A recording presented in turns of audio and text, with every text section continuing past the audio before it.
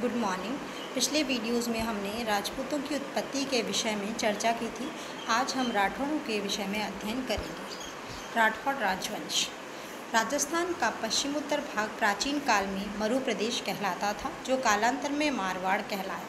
इसमें प्रशासनिक रूप से जोधपुर, बीकानेर, जालौर, बाड़मेर, नागौर, पाली, किशनगढ़ एवं आसपास का प्रदेश सम्मिलित था। यहाँ प्रारंभ में गुर्जर प्रतिहार वंश, तत्पश्चात राठौड़ वंश का शासन हुआ, जो राजस्थान के निर्माण तक रहा। राठौड़ शब्द भाषा में एक राजपूत जाति के लिए प्रयुक्त हुआ है, जिसे संस्कृत में राष्ट्रकूट कहते हैं। राष्ट्रकूट का प्राकृत रूप रटउड है, जिससे राठौड़ या राठौड़ बनता है। अशोक के शिलालेखों में कुछ दक्षिण जातियों के लिए रिष्टिक, लटिक और रटिक शब्दों का प्रयोग हुआ है। ये सभी शब्द रट शब्द के प्राकृत रूप हैं, जो राष्ट्रकूट शब्द से मेल खाते हैं। इसका तात्पर्य यह है कि राठौड़ शब्द राष्ट्रकूट से संबंधित है और उस जाति विशेष के लिए प्रयुक्त हुआ है, जो दक्षिण में राष्ट्रकूट नाम से विख्यात थी। राठौड़ों की उत्पत्ति। राज रत्नाकर के अनुसार राठौड़ हिरण्यकश्यप की संतान थे। जोधपुर राज्य की ख्याति में इन्हें राजा विश्वुतमान के पुत्र राजा बृहदबल की संतान बताया है। दयालदासरी ख्याति में इन्हें सूर्यवंशी, इन्हें ब्राह्मण वंश में होने वाले भल्लराव की संतान माना है। राठौड़ वंश महाकाव्य में राठौड़ों की उत्पत्ति शिव के शीश पर स्थित चंद्रमा से बताई गई है। कर्नल टॉड इन्हें सूर्यवंशी कुल के मानते हैं। राजस्थान के राठौड़ों में हस्तिकुंड के राठौड़, धनाव के राठौड़, वागड़ के राठौड़ तथा जोधपुर और बीकानेर के राठौड़ विख्यात हैं। हस्तिकुंड, धनौव एवं वागड़ के राठौड़ दक्षिण के राठौड़ों के ही वंशज हो सकते हैं। जोधपुर के राठौड़ों की शाखा को लेकर दो मत प्रचलित हैं। प्रथम है नैणसी के अनुसार मोहम्मद गौरी ने 1194 ईस्वी में चंदावर के युद्ध में कन्नौज के जयचंद गढ़वाल को समाप्त कर दिया।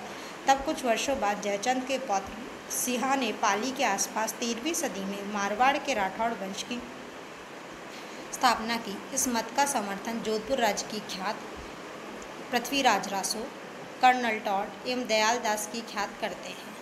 द्वितीय है जोधपुर के राठौड़ बदायूं की शाखा से थे, न कि कन्नौज की शाखा से। यह मत सबसे पहले डॉक्टर हांडली ने प्रतिपादित किया, जिसका समर्थन डॉक्टर ओझा ने किया है। गौरीशंकर हीराचंद ओझा के अनुसार कन्नौज के गढ़वाल एक अलग जाति है, जो सूर्यवंशी है, और बदायूं के गढ़वाल इसके विपरीत चंद्रवंशी है। संभवतः राजपूताना के वर्तमान राठौड़ बदायूं के राठौड़ों के वंशज हैं। राठौड़ वंश की शाखाएँ। अशोक के समय से लेकर आज तक हमें इस वंश के संबंध में जानकारी अवश्य प्राप्त होती है। यह भी निर्विवाद है कि राष्ट्रकूट या राठौड़ों का बड़ा प्रतापी राज्य सर्वप्रथम दक्षिण में था। दक्षिण के राष्ट्रकूटों की वंशावली दंतीवर्मा से आरंभ होती है, जो लगभग 6वीं शताब्दी में प्रतापी शासक था। इनके ऊपर की 3 शाखाओं के राठौड़ दक्षिण के राठौड़ों के ही वंशज हो सकते हैं। हस्तिकुंड के राठौड़ गौडवाड़ इलाके में राज्य करते थे। जब कन्नौज में गढ़वाल शासन करते थे, तो राष्ट्रकूटों की एक शाखा बदायूं में राज्य करती थी। इस राज्य का प्रवर्तक चंद्र था। बदायूं के शिलालेखों में बदायूं का प्रथम शासक और गढ़वाल के चंद्रदेव को गादीपुर कन्नौज का विजेता लिखा है। यदि गढ़वालों और बदायूं दोनों राठौड़ वंशीय होते तो इनका परस्पर विवाह संबंध नहीं हो सकता था। कैप्टन लुअर्ड, डॉक्टर रमाशंकर त्रिपाठी और हेमचंद्र राय ने गढ़वालों और राठौड़ों के वंशों को भिन्न बताया है। इन बातों पर विचार करने से तो हम इसी निष्कर्ष पर पहुंचते हैं कि वस्तुतः गढ़वाल और राठौड़ दो भिन्न भिन्न जातियां हैं और इनमें परस्पर किसी प्रकार की समानता नहीं है।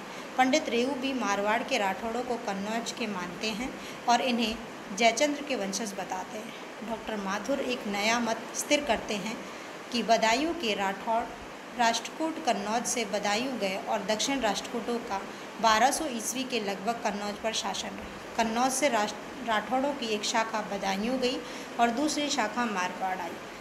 जयचंद्र मारवाड़ के राठौड़ों का आदि पुरुष था और राठौड़ों और गढ़वाल वंशों में साम्यता रही। राठौड़ राजवंश में आइए सर्वप्रथम हम जोधपुर के राठौड़ों की चर्चा करते हैं।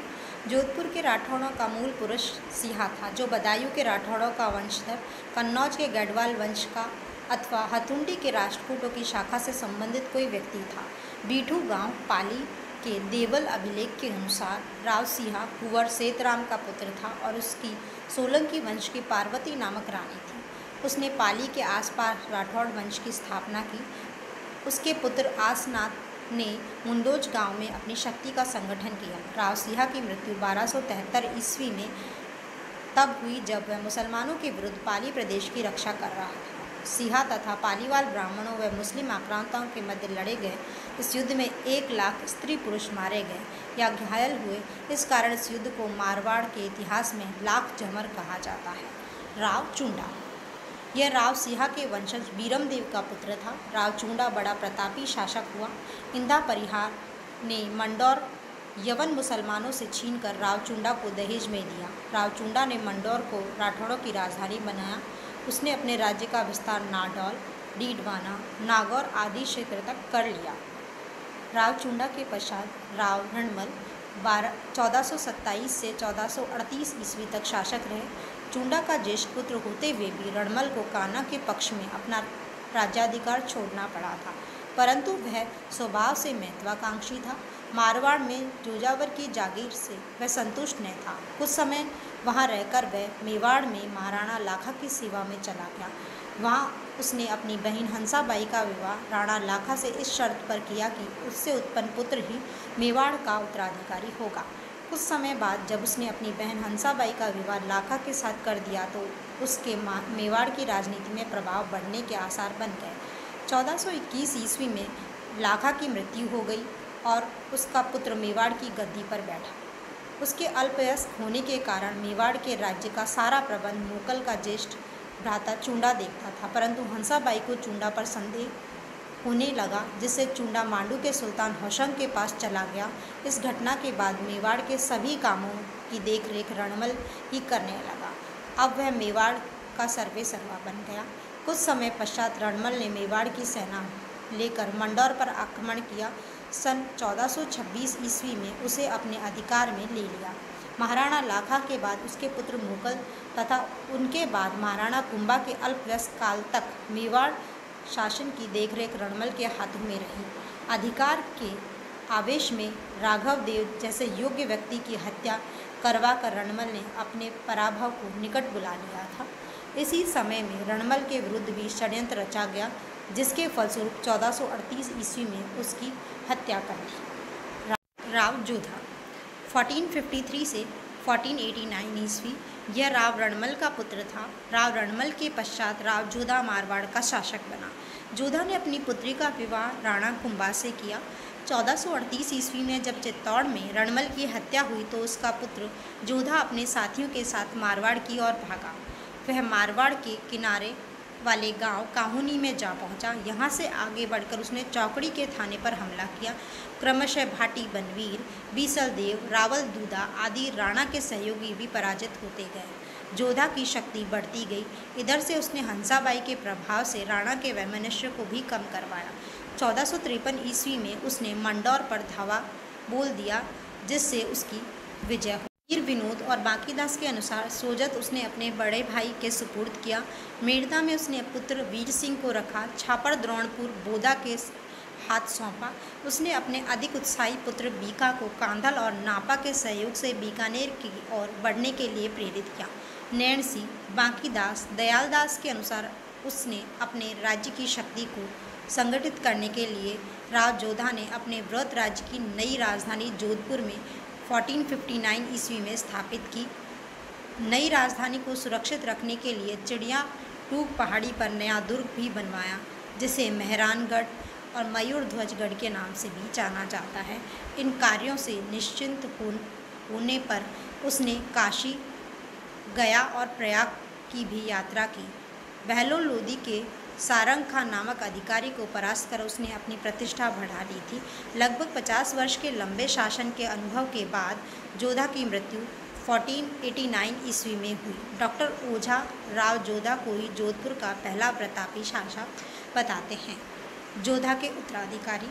जोधा के बाद इस काल में उसके 2 उत्तराधिकारी राव सातल 1489 से 1492 ईस्वी तथा राव सूजा 1492 से 1515 ईस्वी हुए, जिन्होंने अपने राठौर राज्य को विस्तारित करने का प्रयत्न किया। राव सातल ने अपने नाम से सातलमेर को बसाकर ख्याति अर्जित की।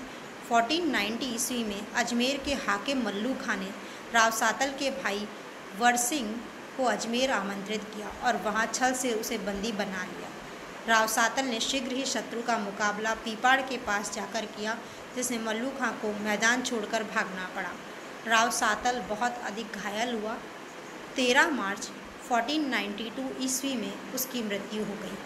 अपने ज्येष्ठ भाई की मृत्यु के उपरांत राव सूजा मारवाड़ का स्वामी बना। वीरम ने मेवाड़ को स्वतंत्र बनाने में सफलता प्राप्त की। राव बीका ने भी अपने समय में जोधपुर पर चढ़ाई की थी। धन्यवाद।